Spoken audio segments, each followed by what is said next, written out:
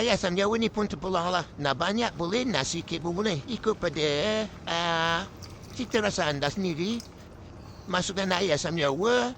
Kita masukkan air sedikit sebab kita nak masak ayam ni. Lepas tu kita masukkan santan. Saya suggest untuk pakai santan segar. Tapi kalau anda nak pakai santan kutang tu, saya ni pun boleh. Santan pun jangan banyak sangat.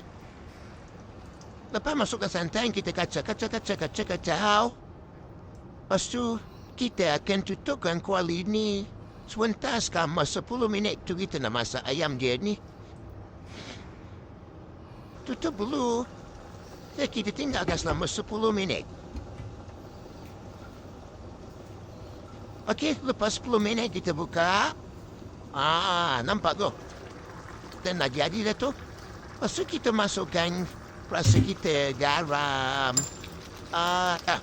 aji, sebut perasa, gula, ikut pada anda. Lepas tu kita masukkan, kita punya last kali kita masukkan ubi kentang. Kalau anda suka makan ubi kentang, anda masukkan ubi kentang. Kalau anda suka makan kari telur, anda masukkan telur rebus. Ikut pada anda. Kita tutup kuali kita selama 20 minit. Kita masak dengan api yang kecil.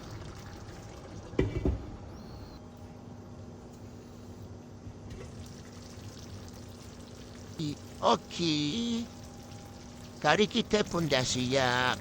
Saya suggest ke masak dengan api yang kecil dan lama tengok. Supaya ianya nampak agak pekat. Memang saya suka kari yang pekat macam ni. Saya inspirasikan kari yang pekat, yang likat. Saya tak nak kari yang cair, nampak?